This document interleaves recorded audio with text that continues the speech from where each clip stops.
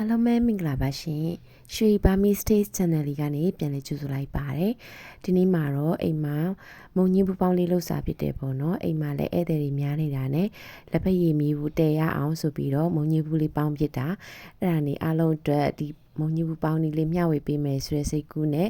ဒီဗီဒီယိုလေးကိုပြန်လည်ပြီးတော့မျှဝေတင်ဆက်လိုက်ပါတယ်အားလုံးပဲဒီမုံညင်းပူလေးတွေဘယ်လိုပေါင်းလဲဆိုတာလိုက်ပြီးတော့တူတူကြည့်လိုက်ကြရအောင်နော်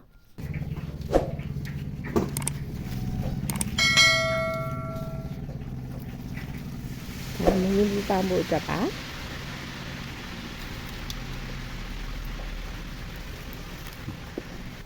ဒီလိုမုံညင်းအဖူပေါ့နော်ဒီလိုမုံညင်းဘူးအစီ1000ဘူး3စီပေါ့နော်ဒါ2000ဘူး6စီဒီလိုအခက်ကြီးဒီလိုအခက်ကြီးပါပါတယ်နှုတ်ရပေါ့နော်ဒီနှစ်ကမုံညင်းစိန်ရှားတယ်ပေါ့နော်ခါတိုင်းဆိုရင်ဈေးထဲမှာအများကြီးပဲပေါ်တယ်ဝယ်ရတာပေါ်တယ်ဒါဒီနှစ်မှာအမနေ့ကမှတွေ့လို့ဝင်လာတာပါရှိရရှိတယ်မုံညင်းကြိုက်လန်းလိုမျိုးမုံညင်းပေါ့နော်ပြီးတော့ကြတော့ဒီလိုနှုရာကြီးရှားတယ်ယူရန်ဒီလိုတွဲလေးတွေနဲ့အဲ့လိုမျိုးသေးလေးတွေပဲပါအခုကကြတာတုတ်တယ်ပေါ့နော်ဒီလိုမျိုးလေးကြည့်ပြီးတော့ဝယ်လို့ရပါတယ်ဒါမျိုးလေးလှီးတယ်ဆိုရင်ဒီမှာရှိတဲ့အဖျားမုံညင်းကတိတ်မကောင်းဒါမျိုးရိုးတုတ်တဲ့ဟာကိုဝယ်ရတယ်ဒါမုံညင်း2000ဘူးပါဒါမျိုး6စီ2000ဘူး1000ဘူး3စီပေါ့နော်ဒါပန်းဖို့အတွက်ပြင်လိုက်ပါအောင်မယ်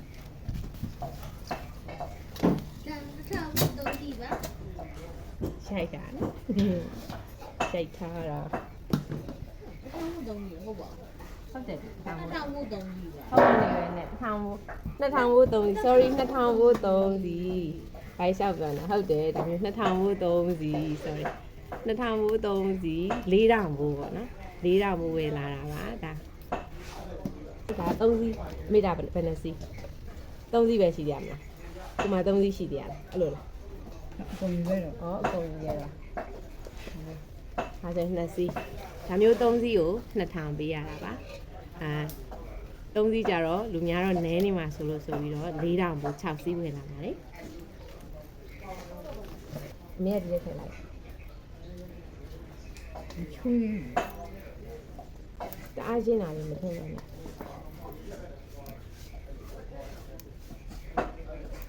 ဒီလိုအနေလေးတွေချိုးပါတယ်ဒီလိုမျိုးရှိရဲဆိုရင်တော့တစ်ခါချိုးလိုက်ပါတယ်ဒါတော့ကျမတို့အညာမှာပေါင်းတဲ့ပုံစံပေါ့နော်တချို့ကကြတော့လေအပင်လိုက်ပေါင်းတာတွေရှိတယ်ကျမတို့ဒီနေလေးတွေပေါ့နော်မတို့မရှိလေးတွေပေါင်းတာဖြစ်ပါတယ်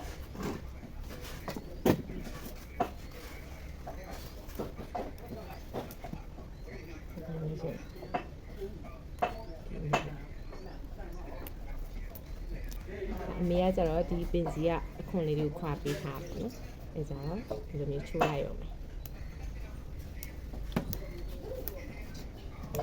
အယူကနှုတယ်ဆိုလို့ရှိရင်ဒီလိုကောင်းတယ်ပေါ့နော်ဒီငယ်ရတော့ဝါနိုင်ပါတယ်လူကြီးတွေကတော့သူအားရဆိုရင်တိတ်ပြီးတော့မဝါနိုင်ဘူးနော်မဲကြီးတွေကြတော့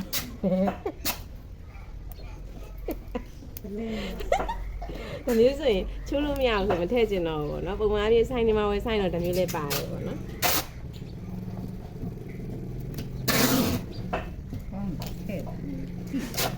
မေးပါဝါနိုင်မှာ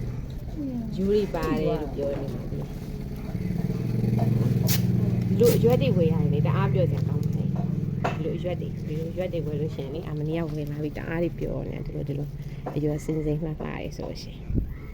ကဲအဲ့ဆိုရင်တော့ပေါင်းဖို့အတွက်ပြင်လိုက်ပါတော့မယ်ပြင်ထပ်လာပါမယ်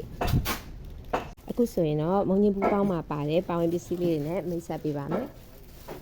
ပြင်ဆုံးရေထက်စီးထားတဲ့မုံညင်းဘူးလေးတွေပေါ့နော်အဲ့ဒါကိုမှရေပြောင်းစစ်ထားရပေါ့နော်ဒီမစစ်ဘူးဆိုလို့ရှိရင်ဒီမုံညင်းဘူးကဟိုရေတွေအများကြီးနဲ့လေပျော့ကြီးဖြစ်တတ်တယ်ပေါ့နော်အဲ့တော့ကြတော့မုံညင်းဘူးကိုရေပြောင်းဆေးပြီးတော့ခဏကြာအောင်စစ်ထားလိုက်မယ်ဒါရေးစစ်သွားပြီဆိုရင်တော့ဒါမုံညင်းဘူးပေါ့နော်ပေါင်းကြီးစီကမုံညင်းဘူးပါမယ်အကြောင်လေးတွေလှအောင်ဆိုပြီးတော့ခင်းချင်ပြီးနှလုံးလောက်ထည့်ရပေါ့နော်အချင်းကချင်းပြီးတော့ဂျင်းပေါ့နော်ဂျင်းရဲ့စက်တော်ပြူရဲ့နည်းနည်းစီထောင်းထားတာလေးတွေပါမယ်ကဲအဲ့ဒါဆိုရင်စစ်ထားတဲ့မုံညင်းဘူးလေးတွေကိုဒီစလုံးလေးကိုထည့်လိုက်ပါမယ်ဒါစုစုပေါင်း4000ဘူးပေါ့နော်4000ဘူးမုံညင်းဘူး6စီ ဒါမုံညင်းဦး6စီးအကုန်လုံးလောက်ထားတာပါစောင်းတင်းဆိုတော့နောက်ရက်ဒီလည်းစားလို့ရတယ်ပေါ့နော်2ရက်လောက်ကတော့အစီစားခံနေဆိုတော့ဒါ6စီးလုံးထားရပေါင်းလိုက်ပါမယ်ဒီအရိုးလေးတွေကလည်းနုနုလေးပေါ့နော်ဒီချာလေးဒီကအခွန်လေးတွေနှွားထားဖြစ်ပါတယ်အော်ထည့်ပြီးမုံညင်းဘူးလေးထည့်ပြီးဆိုလို့ရှိရင်ခင်းကျင်ဒီလေးအရောင်လှအောင်ထည့်ပါမယ်မထည့်ရင်လည်းရပါတယ်နော်ဒါတော့မိမိစိတ်ကြိုက်ပါအဲ့ဒီအနံလေးမှုေးဖို့အတွက်ဂျင်းထည့်လို့ရပါတယ်ဒီခင်းကျင်ဒီတို့စက်သွန်ပြီးဂျင်းတို့က option ပါနော်ကိုကြိုက်ရင်ထည့်လို့ရတယ်မကြိုက်ရင်ဂျင်းနဲ့မကြိုက်ဘူးဆိုလည်းထည့်လို့ရပါတယ်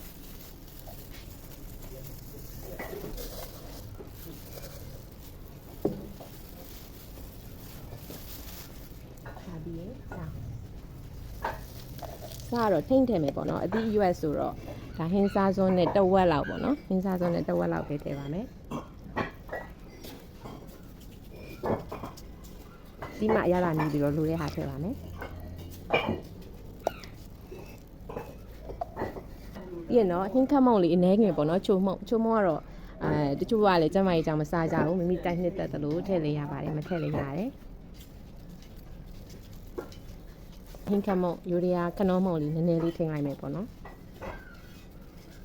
ဒါမုံလည်းလို့ပါပဲမုံကတော့ဒါဟင်းမှွေတဲ့ဇွန်းပေါ့နော်စတီးဇွန်းဟင်းမှွေဇွန်းနဲ့ဒါတကွန်လက်စုံပြီးရင်တော့သူကလိုရင်လိုသလိုပေါ့နော်မုံနှစ်များတာကိုကြိုက်တယ်ဆိုရင်ထပ်ထည့်လို့ရတယ်ဒါမှမဟုတ်မုံညင်းပတ်များများနဲ့မုံနှစ်နဲတာကြိုက်တယ်ဆိုရင်နည်းနည်းပဲထည့်လို့ရပါတယ်သူက3ဇွန်းနော်ဟုတ်လား3ရှိပါတယ်ဒါဆို4ဇွန်း5ဇွန်း6ဇွန်းဆိုတော့6စီးဆိုတော့6ဇွန်းလောက်ထည့်လိုက်မယ်နော်လူမထပ်ထည့်လိုက်ဒါတော့စံမှုန့်တီးတန်ပါဒီအဲ့ဒါဆိုရင်ဒါကိုဒီမှာတော့မှန်လိုက်ပါမယ်ဒီမှာလူလေးနည်းလေးထားလိုက်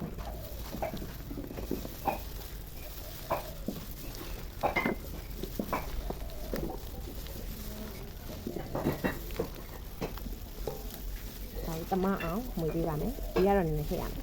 ကိုယ်တစ်ခါထည့်လိုက်ရမယ်ထည့်တော့မှဒီရေကိုတော့ထိမ့်ထည့်ပါနော်များသွားလို့ရှိရင်အကျိုးစားမကြည့်တော့အကိုင်းလေးကအကိုင်းလေး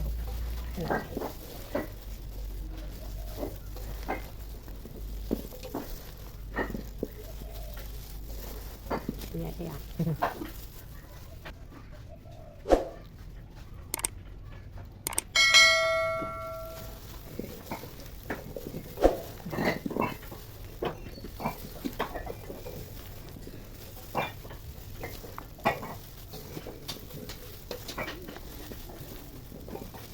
那哪个几个？几个？多了，多了。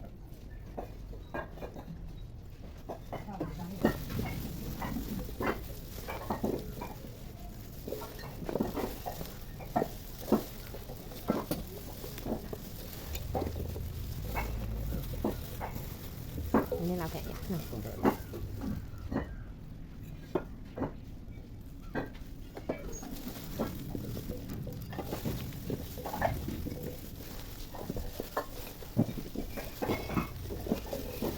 လောက်မှာတော့နော်သိကြမှာ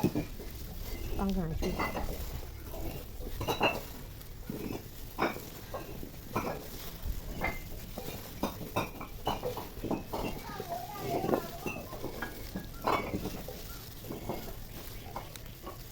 ရတာလေးကြီးကြည့်မယ်ပေါ့နော်တော်တိုင်းဆိုရင်တော့မငင်းပေါင်းလေးတွေလုပ်ပြရတော့အရသာလည်းကွက်တိဖြစ်သွားပြီပေါ့နော်အရသာအပေါ်ငါတော့ကိုကြိုက်တယ်လို့ပေါ့နော်ဘုံလေးကဒီအနေလေးပဲပေါ့နော်ဒီဘက်နဲ့တို့ပြဒီအနေလေးပဲမုံတာဒီမုံဘက်ကိုကတ်ယုံလေးပဲပေါ့နော်အဲ့လောက်နေဆိုရင်ရပါတယ်ရေများသွားတယ်ဆိုလို့ရှိရင်မပြေဘူးပေါ့နော်ပျော့ပျော့တွတ်တွတ်ဖြစ်သွားတာအဲ့တော့ဒါအရသာအနေထားအချိုငန်အရသာအနေထားရောဟင်ခက်အမွှေးကြိုင်နိုင်ရောကွက်တိဖြစ်သွားပြီဆိုရင်တော့ဒါစပြီးတော့ပေါင်းပါတော့မယ်ဒီမုံညင်းပူလေးတွေကိုဒီပေါင်းကန်တွေကိုထည့်လိုက်ပါမယ်ရင်နွေးကလည်းတည်ထားရပေါ့နော်ရင်နွေးကလည်းပွက်နေပြီဆိုတော့ဒီပေါင်းကန်တွေကိုထည့်လိုက်ပါမယ်ဒီပေါင်းကန်တွေကိုထည့်တဲ့အခါမှာဒီလိုဖွားဖွားလေးပေါ့နော်တအားကြစ်ကြစ်ကြီးမထည့်ပဲနဲ့ဖွားဖွားလေးထည့်ပြရပါမယ်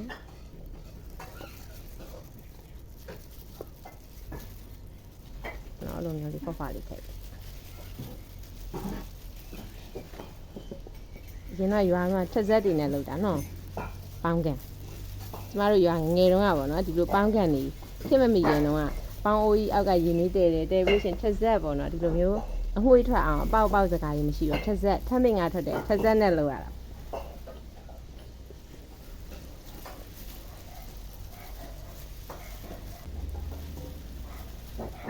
ကာလာဖူးပေါ့နော်မုံကြီးဘူးကအဝါပွင့်လေးတွေရယ်ကျင်းရင်ဒီဘက်အနီရောင်ရယ်ယူရန်ဖြူဖြူလေးတွေရယ်မုံကြီးဘူးကစင်စင်လေးတွေပြပါ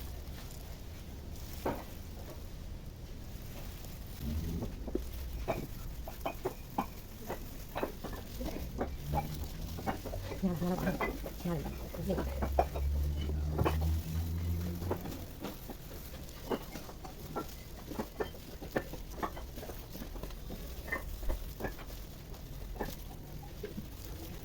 ခုဆိုရင်တော့ပေါင်းဖို့ရအတွက်စနစ်ဖြစ်သွားပါပြီ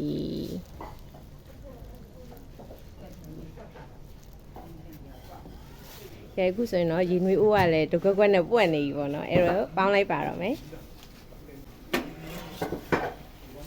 ကဲအဲ့လိုမျိုးပွက်လာပြီဆိုရင်တော့ဖြင့်ဘုံညင်းဘူးပန်းလေးကိုပေါ်ကိုတင်လိုက်လက်တော့ပေါ်ကအစ်စ်လေးလေလက်တော့ပေါ်အစ်စ်အဲ့လိုလေးလုပ်ပြီးလို့ရှိရင်ပေါ်ကဆလောင်းမုံတန်းဖုံလိုက်တော့ရရပေါ့နော်ဒါပေမဲ့အဲ့လိုထည့်လို့ရှိရင်ဆလောင်းမုံကချူရဒီမုံညင်းဘူးပေါ်ကိုဓာတ်ရိုက်ကြရပေါ့နော်အဲ့ကြတော့တိတ်မကောင်းဘူးအဲ့တော့ဆလောင်းမုံကကြားတဲ့ချွေလက်တော့ပေါ်ကိုဒါလက်တော့ပေါ်အစ်စ်ပါနော်ကျွန်မဝယ်ထားတာပါအစ်စ်ပါအစ်စ်လေးကိုဖုံလိုက်မယ်ဖုံပြီးလို့ရှိရင်ဒါလေးကြီးမိသားလောက်မှဆိုရင်အဲ့ထဲကိုထည့်လို့ရပါတယ်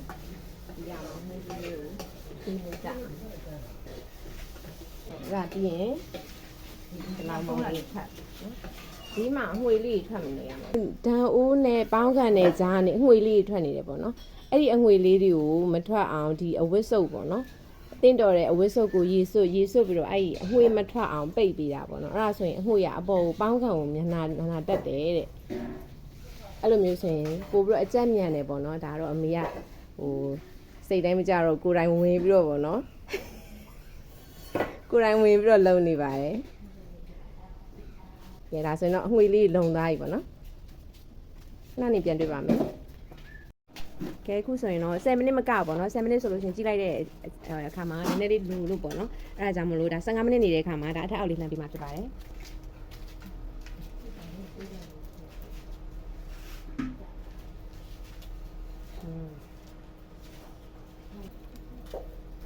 ဒီအနေလေးပေါ့နော်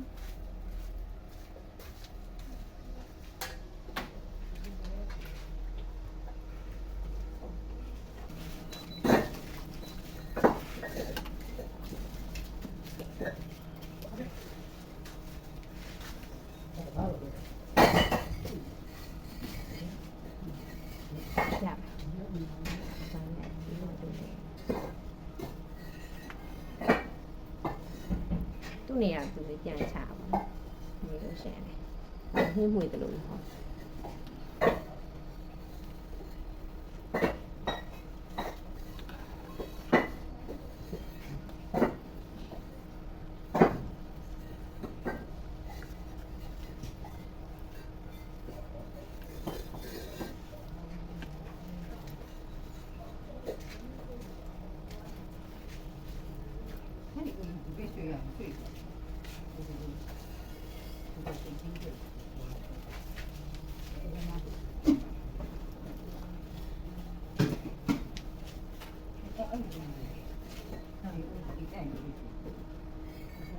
အေးအနေထားလေးနည်းနည်းစမ်းကြည့်ပေါ့နော်ကိုကြိုက်တဲ့အနေထားနည်းနည်းလေးလူကြီးတွေပါတယ်ပျော်လေးကြိုက်တယ်ဆိုတော့အပျော်ပေါ့နော်ဒါပေမဲ့မုံညင်းပူပေါင်းအရန်ပျော်ရင်လည်းစားလို့မကောင်းပါဘူးအနေတော်လေးပေါ့နော်အဲ့တော့အယိုးလေးကိုချက်စမ်းကြည့်ပါမယ်ဘယ်နှမိနစ်လောက်ထိုင်ရမလဲပေါ့နော်ဒါခုနအောက်ပိုင်းကနေပေါ်လှန်လိုက်တာတွေကရနေပြီပေါ့နော်အဲ့တော့အခုပေါ်ပိုင်းကနေအကျက်လိုလူတွေဟာတွေအောက်ရောက်သွားဆိုအဲ့ဒါလေးကျက်လို့ရှင်ရပြီပေါ့နော်နောက်တော့5မိနစ်လောက်ပဲပေါင်းလို့ရှင်ရပါပြီ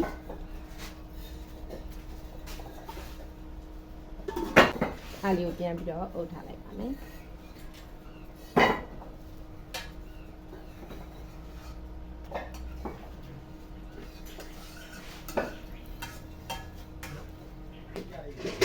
ကဲအခုဆိုရင်တော့စံမုံစော်နန်းမှာဆိုလို့ဆိုရယ်7မိနစ်လောက်ထပ်ပေါင်းလိုက်တယ်အဲ့တော့အခုနေထားလေးချက်ကြည့်အောင်ပါဒါ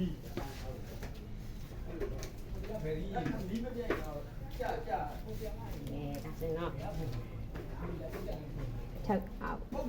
ချက်လောက်ကြည့်လိုက်မယ်ပေါ့နော်ဒါဆိုတော့အောက်လဲဒါဣလောက်ညီးကြည့်လိုက်မယ်ပေါ့နော်အောက်ကဖက်လေး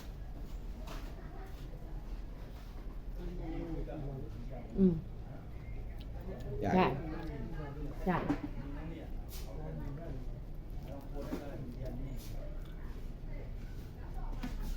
်ပေါ်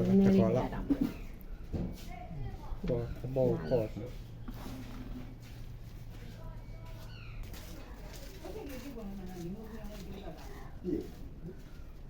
ဒါဒီလိုလေးပေါ့နော်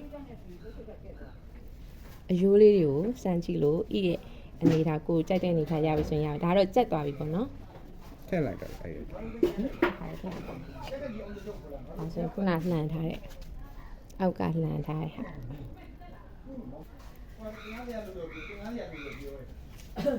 ဒီလိုလေးပါခုဆိုရင်တော့ဒါမှညင်းပေါင်းလေးဣပါပြီပေါ့နော်ဒီလိုလေးဖြစ်ပါတယ်ငွေလေးတစ်ထောင်ထောင်နဲ့ပေါ့နော်လုံးဝ share ပဲအညာစတိုင်ပေါ့နော်တချို့တွေဆိုရင်အပင်လိုက်ပေါင်းတာတွေရှိရဲဒါတော့စားဝရအတွက်အတင်လေးပေါ့နော်ဒါခင်းချင်းဘက်လေးတွေနဲ့အရောင်လှလှလေးနဲ့ဒါ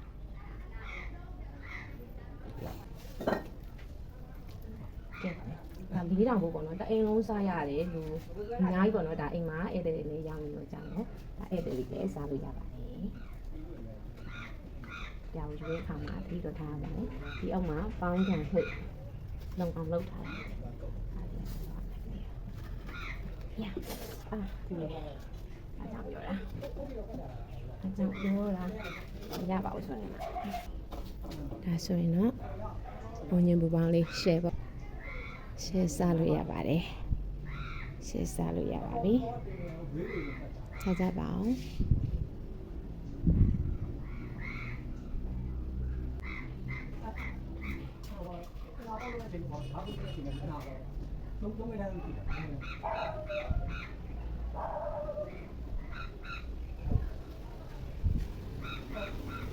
ကဲဒါအခုဆိုရင်တော့မုံညင်းပါပေါ့နော်ရပါပြီဒါကိုမှဂျူးမြစ်လေးတွေကြာရင်လဲဂျူးမြစ်လေးတွေနောင်ငရုတ်တီးကြော်မှုမွှေးလေးပေါ့နော်အဲ့လိုမျိုးလေးနဲ့တွဲဘက်စားသုံးလို့ရပါတယ်အကောင်းဆုံးကတော့ကျွတ်တုံဗမာကျွတ်တုံပြူကိုစီချက်ချက်ထားတာလေးနဲ့ဆိုရင်တော့လုံးဝရှယ်ပါပဲနော်ကဲအဲ့တော့စားကြပါအောင်နော်ကဲခုဆိုရင်တော့ဒါမုံညင်းဘူးပေါ့နော်ဒီနေ့မေအတွက်အဖူးလေးတွေပေါ့နော်လူကြီးတွေဆိုတော့အဖူးနုနုလေးတွေကိုထည့်ထားပါတယ်အဲ့ဒါကိုမှဒီလိုကျွတ်တုံပြူဗမာကျွတ်တုံပြူပေါ့နော်ရှမ်းကျွတ်တုံပြူကိုသုံးတာတဲ့ဆိုင်ဒီလိုဗမာကျွတ်တုံပြူကိုစီးတက်တာပေါ့နော်စီစစ်ချက်ထားတာလေးကပိုမွေးပါတယ်အဲဒါကြောင့်အဲ့လေးထည့်လိုက်ပါမယ်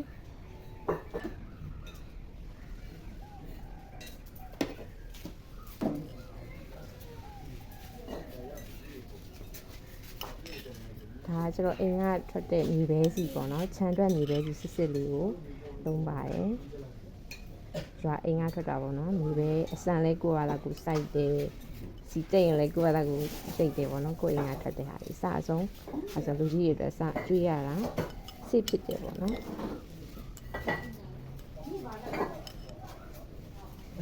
စီရမ်းများရင်လည်းမကြိုက်တော့လေစီရမ်းများရင်လည်းမကြိုက်တော့ဒီလိုဒီပဲစီတက်တော့ဒီဖက်လေးထည့်ပြပါမယ်အခုဆိုရင်တော့လုံးဝကိုစားခြင်းစပွဲမုံညင်းပူပါလေးရပါပြီဒါအဖေနဲ့မိအတွက်ဥဥဖြဖြအညွန်လေးတွေကိုရွေးပြီးတော့ထည့်ထားတာဖြစ်ပါတယ်စားကြပါအောင်နော်အားလုံးကိုကြွေးပါတယ်ဒီမုံညင်းပူပေါင်းဗီဒီယိုလေးကိုအစားဆုံးကြည့်ရှုပေးတဲ့တဦးတယောက်ချင်းစီကိုကျေးဇူးအများကြီးတင်ပါတယ်နောက်ထပ်လည်းလွယ်ကူရိုးရှင်းတဲ့ဟင်းချက်လေးဗီဒီယိုလေးမျှဝေပေးအောင်ပါမလို့စောင့်ကြည့်ပေးကြပါဦးနော်